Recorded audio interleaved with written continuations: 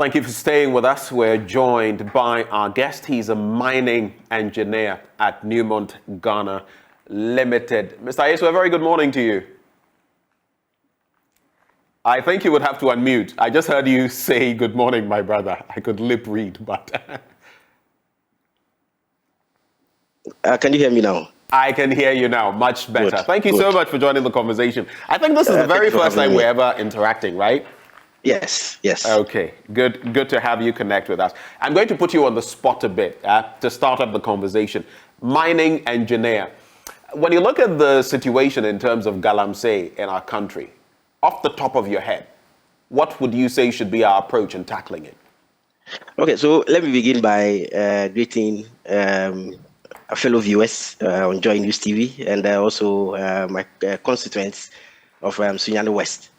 Yes, our approach has to be one that would put together very stringent measures in ensuring that we have adequate supervision of the sector. And, one disconnect is currently there seems to be some sort of gap between the reality and the laws that are supposed to govern artisanal small-scale mining. And that is what is influencing, or that is what is increasing the illegality we're seeing in the whole sector. Because when people find it difficult to go through the law or have it monitored and registered, there's no other solution than to go the illegal way.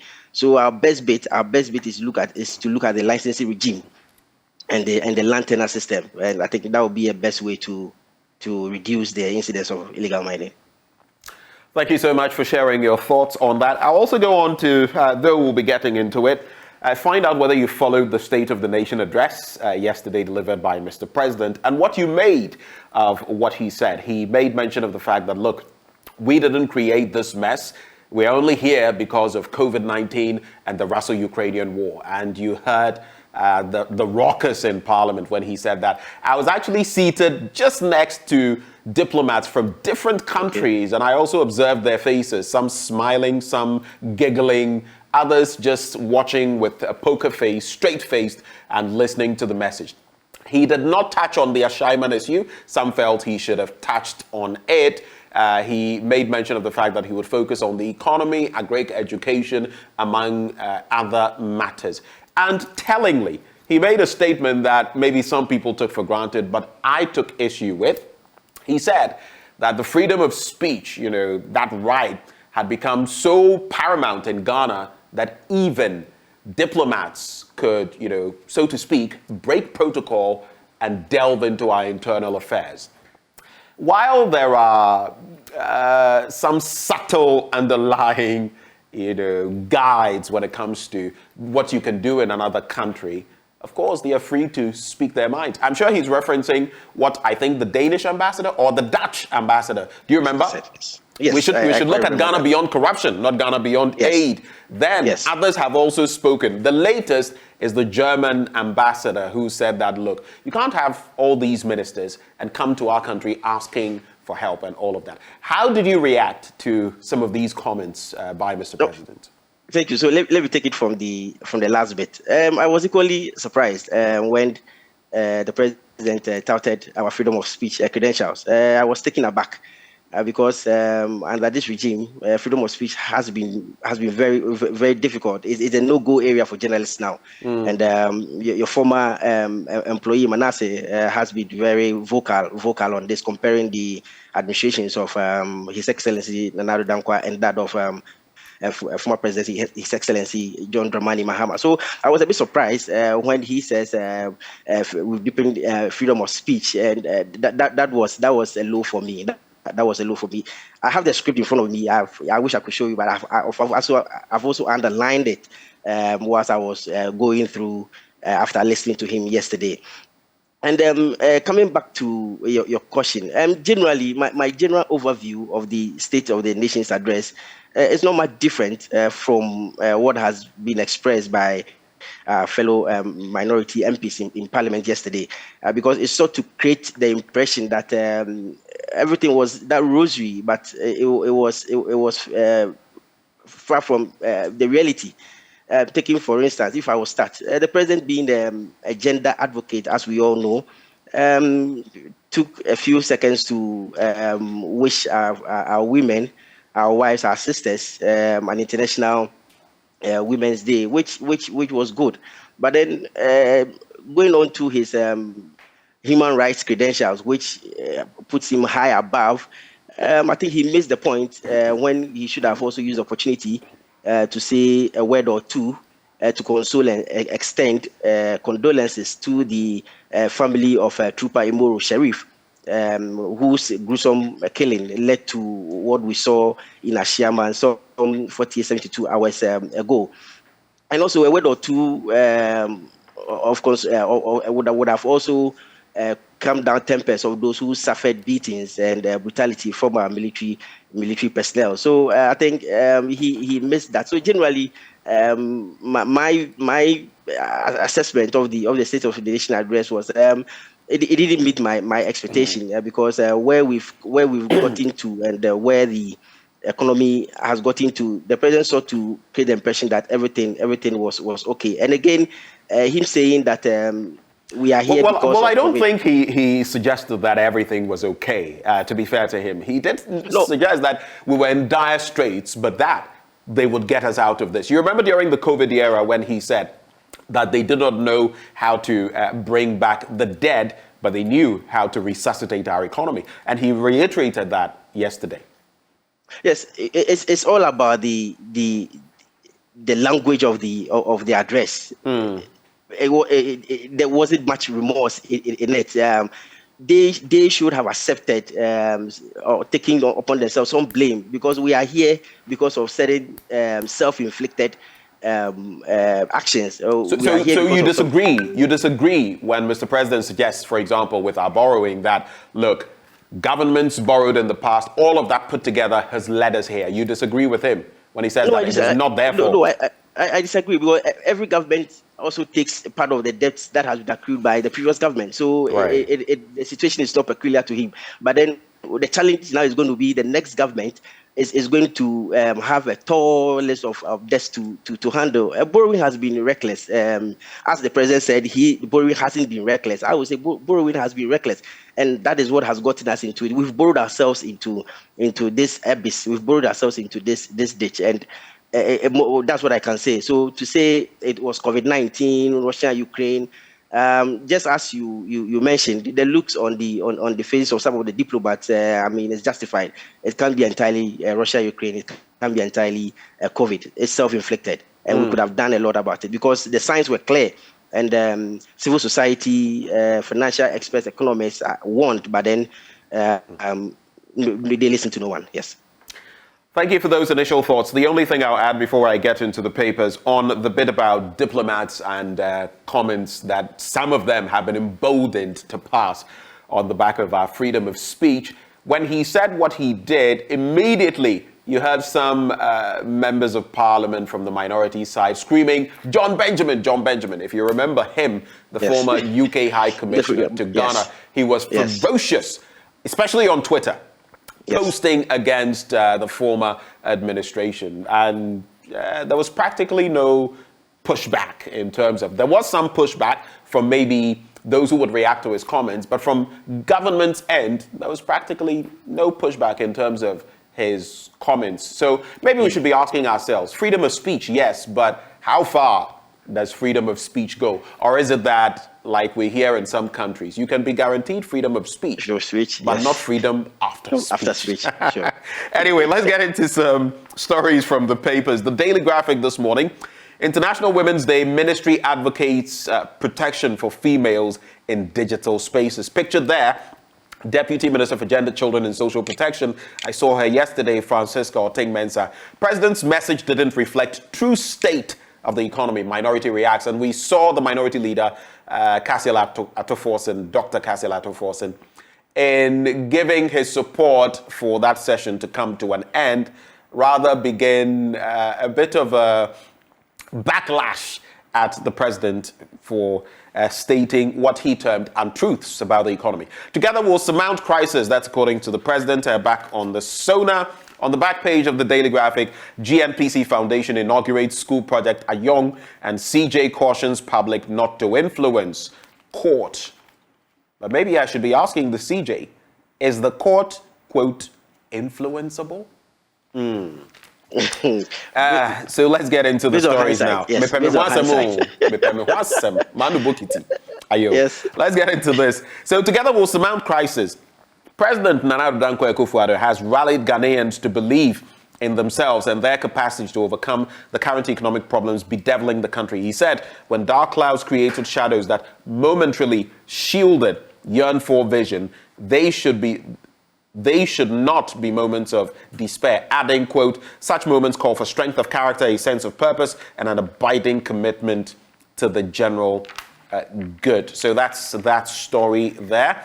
And the minority reacted. Let me look at the minority's reaction, and then I'll give you a little, a bit of time to reflect on that. So the minority in parliament has said the president's message on the state of the nation did not reflect the true state of the economy. It said the address overlooked the widespread despair and disenchantment among Ghanaians who were going through unbearable hardships. Reacting to the president's message in parliament yesterday, the minority leader, Dr. Kasilato Forson, said the economy was in its worst shape in decades as the nation had become, quote, bankrupt and insolvent. He said, we're currently unable to repay our debt as Ghana has officially defaulted in the repayment of its debt since January 2022. Yet, Mr. President, you have failed to cut down the size of government and public expenditure. Ghana is witnessing hyperinflation largely because, Mr. President, your government allowed the Bank of Ghana to print 50 billion Ghana cedis in 2022 and another 4 billion Ghana cedis in the first quarter of 2023. It goes on, and there's also talk about refusing responsibility, like you mentioned. And again, that point I made, which I noted right off from when Mr. President said it.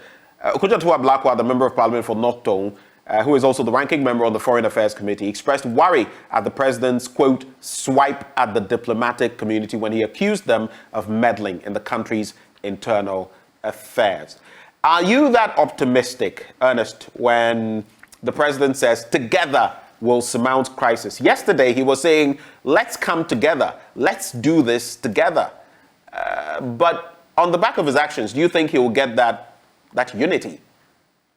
I think it will be a bit difficult because, as the saying goes, leadership by example. And there has been lots of calls when these issues start cropping up that you should watch the size of your government, watch your expenditure, and what you can do to actually save the economy. But all fell on deaf ears. So trying to rally the citizenry behind him to achieve this will be a bit difficult, because this is going to be an issue of trust.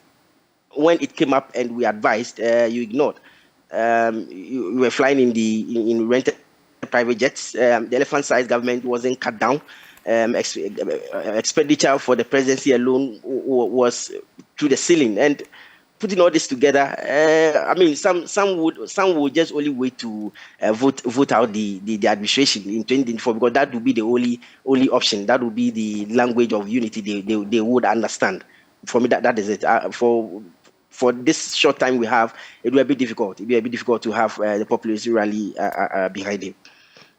Let's get into some other international stories. Muslim leaders demand vote against draft constitution. I'm talking about an influential organization of religious leaders in Mali, which on Tuesday called on its followers to reject a new constitution being drawn up under the country's junta leadership, maintaining the principle of secularism.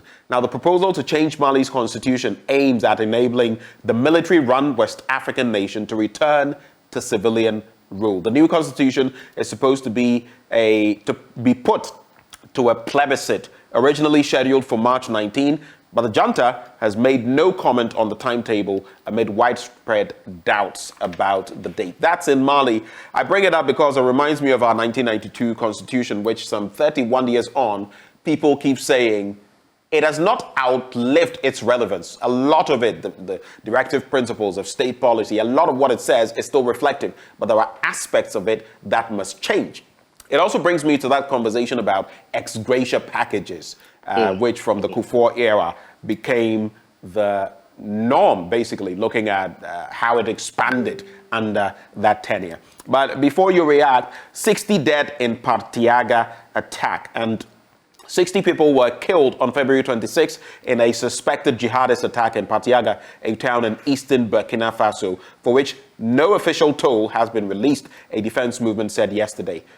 No reaction to confirm this assessment could be obtained from the national and regional authorities. On the morning of February 26, quote, armed terrorist groups invaded the commune, that is Partiaga, killing, destroying property, and carrying off livestock. That was indicated by the Burkinabe Movement for Human and People's Rights. I always find it interesting when I read such stories from Burkina Faso, because there was a time when I was in that country and left. I escaped by the skin of my teeth because not too long after that, there was an attack. So interesting dynamics. But quick reactions to these stories. Yes, Burkina Faso, anytime it comes up, it's also it's dear to my heart because I have colleague engineers working in that jurisdiction, and so you also want to find out how they are doing when some of these things crop up. You know, military rule is one thing we don't want to go back to, and it beholds on civilian governments to constantly assure citizenry and the army that they are up to the task. And if you could remember, some months ago, the president entreated the military to respect and uphold the 1992 Constitution.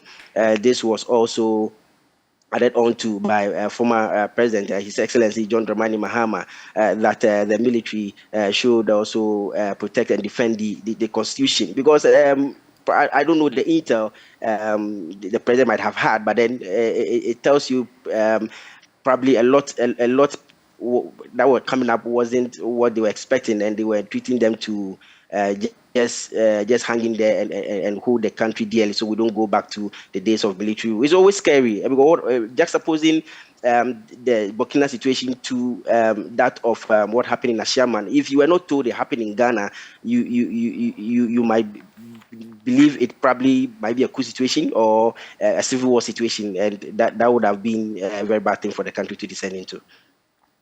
Let's get into some other stories now, but some quick reactions on the back of some of the stories we've been looking at via our live stream.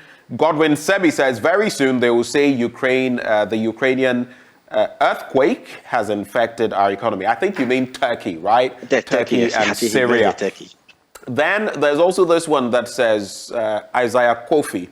Good morning. It's sad to undergo training to become a professional nurse, and you'll be doing service to the nation for 8 months without being paid a penny. Yeah, Brett, please intervene for us. That's interesting. We'll have to get into that matter and see what exactly is happening there. Trust us to get into that. And Raymond Abiu says, when they were stealing the billions, we did not do it together. Akufo-Addo should ask his cartel to bring back the stolen money to fix our collapsed economy. Anyway, those are some of the comments that come through. The Ghanaian Times this morning. At 2023 SONA, government not reckless in borrowing. President dismisses minorities' claim. We've not misapplied COVID-19 funds. That's according to the president. President didn't present real state of the nation. That's according to the minority. And Ghana joins the world to mark International Women's Day. Yesterday, prominently, our own president, His Excellency Nana Addo Dankwa Akufo-Addo, did that for women, and so did the Speaker of Parliament, the Right Honourable Alban Sumana Kingsford Bagbin. He did same as well. But I'll just ask you this, a quick one, because the stories here are a reflection of what we've already seen in the daily graphic. Yeah. Two stories I want you to focus on. We've not misapplied COVID-19 funds. That's according to the president. You remember at the time there was some sort of, how would I call it, rebuke from the World Bank on the back of some of the money that had been given. Some sums that even the media didn't know of. That was made known by Pierre Laporte, the World Bank representative in Ghana. And we've had issues with COVID-19 spending and maybe the opacity in terms of information around it. Tied to that, now we have a shortage of vaccines. And I remember seeing on the floor of Parliament yesterday, Kwabena Mensah Akando, Member of Parliament on the minority side, hoisting a little A4 sheet not a placard, A4 sheet, shortage of vaccines. It's the first time I've ever seen this in the Fourth Republic, and it's a problem. Yes. Hundreds, over 100 children are stranded in the northern belt of the country because they have measles and there are no vaccines. Tie that into the death of the soldier at Ashaiman. That story is on page 3, and what happened, the intervention by the military. What are your quick thoughts on these two matters? Okay, so on the interpretation of COVID funds, yes, I think a few months ago, the Auditor General released the audit report and said nearly 50% of COVID funds were used for budgetary support instead of addressing the real issue of the COVID-19 impact. So for the President, His Excellency, to assume that COVID funds were not misapplied will be hard to take in. But on that front, I always try to be very fair. You remember that they mentioned LEAP, the Livelihood Empowerment yes. Program. They mentioned some other social interventions. They even mentioned, I think, the gratis, the water and the electricity we received gratis, for free, supposedly for free. All of that went in there. Is that waste? If we haven't had COVID, where would we have had funds to finance this programs? Okay, so you are one of those who say that COVID was more of a blessing because we got huge chunks of money, about 25 billion Ghana cedis. Absolutely, yes. So from the Auditor General, we raised more than 22 billion Ghana cedis. And only about 12 billion went into the COVID fight. So to say we use this for LEAP, we use that already. Those provisions have been made for already the previous budget, if I'm mistaken. So that is it. And we had funds coming in from the contingency fund. We had it from the World Bank, the IMF, AFDB, the European Union. And a lot of these monies were not accounted for. There were allegations of monies being shared amongst members of their own party, and I mean that's allegations. I can't substantiate that, but it came from their own quarters. And to get to a point, the Auditor General also highlighted that about 80 million cedis went into the purchase of vaccines that never arrived on the shores of Ghana. Isn't that unbelievable? Yes. So, I mean, there's a lot to this. And I think the reason why former President, His Excellency John Dramani Mahama, during the Chatham trip, re-echoed that we need forensic audits of all these COVID-19 receipts and expenditure. Because it has bred a lot of corruption and a lot of monies have gone places we need to trace back.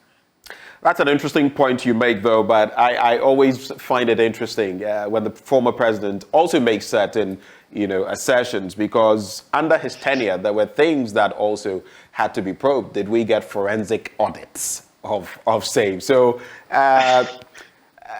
whom the cap fit, let him wear it. Yes, now it's on the other foot, but I don't know, Mr. Former President. But what do you think about the Ashaiman incident and what happened there and the reaction sanctioned apparently by the military? What do you make of that very quickly? The Sherman issue honestly didn't go down well with some of us. Immediately I began seeing videos and pictures of this. I said, whoa, this is a military operation sanctioned from the top.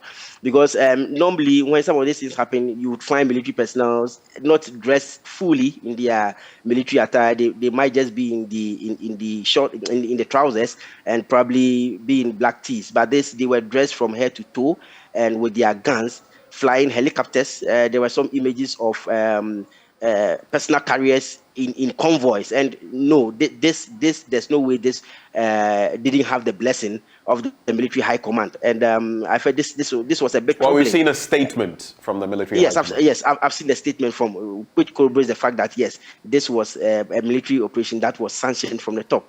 The army is such that when one of their men is down, they see it as a disrespect or on their image as army personnel, and they will need to redeem that and probably instill some fear in the populace. And I think we've gone beyond that, and we should move a bit away from that. And this also beholds on the citizenry to also limit how they engage military personnel. I always say this: military personnel are always emboldened because their boss it's always the commander-in-chief and the president of the republic. Any president that has been in this country, those are his boys. So normally I think that's where part of their emboldened or the aggression also comes from. And at times it becomes a bit difficult for the top to also call them to order. For me, the scene in Ashaiman was rather unfortunate. But then the stories are so many, but we can't actually substantiate what actually led to the death of Trooper Imoro Sheriff. May he so rest in perfect peace. Right, let's get into some other stories now very quickly in the next 4 minutes or so. Daily Guide, we targeted killers, says military on the back of that story. Loans were used wisely, according to Akufo-Addo. We didn't chop COVID-19 funds. That's according to the president. Chop, in quote. I'm worried over vaccine shortage. That's the president. And he did share his sentiments on that yesterday. He said he was very worried about the situation. But let's look at that story on page 3. The Ghana Armed Forces have reacted to the public criticism of the alleged military brutality of residents at Ashaiman and its neighboring communities following the gruesome murder of a young soldier, Trooper Imoro Sheriff, days ago by unknown assailants in the area. According to the Ghana Armed Forces, the military operation was sanctioned by the military high command to fish out the perpetrators of the crime, but not to avenge the killing of the soldier. In a statement signed by Director General Public Relations, Brigadier General E. Agri Kwashi, indicated that, quote, the personnel of the Ghana Armed Forces on Tuesday, March 7, 2023, conducted a swoop in Ashaiman and its environs in a manhunt for some criminals who are suspected to have stabbed and killed a young soldier, Trooper Imoro Sheriff, in the early hours of Saturday, March 4, 2023, at Ashaiman, Taifa. But that is precisely my problem. How narrow was it? If you're acting on intelligence, you're targeting a certain group of people or specific individuals. This was pretty widespread, and you are targeting people, getting into their homes. You come out of your room, and there's a gun pointed in your direction, and all of that. How traumatizing would that be for people who perhaps knew nothing about the incident? And are we suggesting that all these people that were beaten and all of that had a hand in what happened? No. That is my frustration. Yes. Any quick reactions to that, since we've already spoken about it? Yes, as I initially highlighted, it was rather unfortunate because some might have just gotten into what happened to no fault of theirs, and they had to suffer the brutalities. And those who probably might have carried out the heinous crime might have even left the four walls of Ashaiman and probably moving on further and further into other parts of the country. So probably I was maybe expecting them to do a lot of intel or a lot before these things happen. But you know, our army, a lot of this are bound to happen once you touch one of their own. So. Well, let's wrap the conversation with these stories. Business finder, reckless borrowing accusations, baseless. Funds spent on social amenities and infrastructure to improve the quality of life. That's according to Mr. President. McGill team calls on Bank of Ghana governor, and GCB completes first PAPS client transaction in Ghana. But I noticed as you spoke about, the pertinent issues that we've been discussing, especially at the start, you were talking about your constituency. Where is your constituency, and why do you keep bringing that up? Sunyani West. Are you nursing political ambitions? You sounded a bit as though you were interested in serving your people. What's going on? Am I correct? Yes. You are very correct. I see. You are very correct. Yes. Come May this year, I'll be contesting for the parliamentary ticket on the NDC in the constituency. Okay. Yes. I just got that feel from how you were sounding, but I would just sound this word of caution. We need more young people to enter the political space. And I'm sure you heard that is a Methodist pastor recently speaking about politics and how it is important, because I say and I accept that Christians, most of the political elements who are Christians, have failed this country. Practically all our presidents have been Christian. There's been no Muslim president. Some mistake Hilal Liman. Hilal Liman was not Muslim.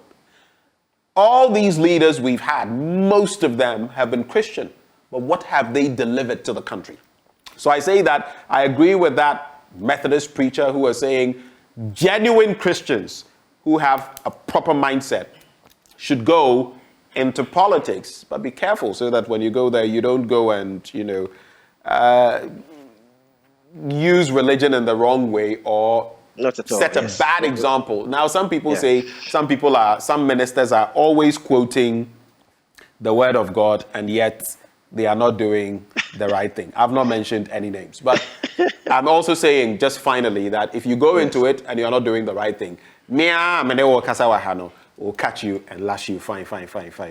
When you're not Yes, I doing will the for right it, but that won't happen. That will happen. All right. I will be the kind of politician you'd expect. thing. We hope so.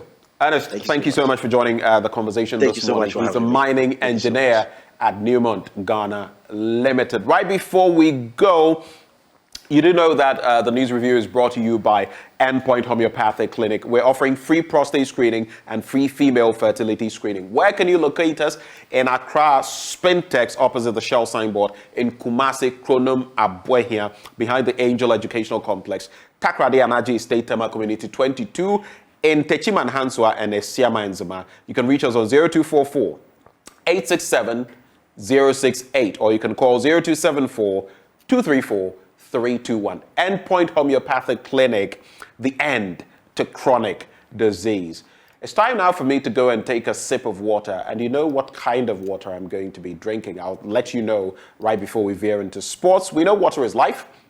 Now, Awake is premium purified water treated through a strict purification process to ensure that every bottle on the market refreshes you better. We have the perfect sizes for all purposes: 330 ml, 500 ml bottles to fit your pockets and bags, 750 ml for the heavy drinkers, and 1.5 liters for those who always want more, like me. Our 19-liter jar bottles are ideal for homes and offices. All you must do now is drink Awake Purified Drinking Water wherever you go. So choose a bottle of Awake Purified Drinking Water today and get quality hydration. Awake Purified Drinking Water, one for life. Remember, and this is the heartwarming part, for every bottle you buy, an amount is donated to the National Cardiothoracic Center. It's another quality product by Casapreco Company Limited. For bulk purchases, just call 0262 351 251. And do remember, this advert is FDA approved. I'll tell you what else is approved. Our sports segment right here, which is coming up next. It has our badge of approval, our stamp of approval. And yesterday, guess which team fell? Paris Saint-Germain. And so, all of that coming your way in AM Sports Tuesday.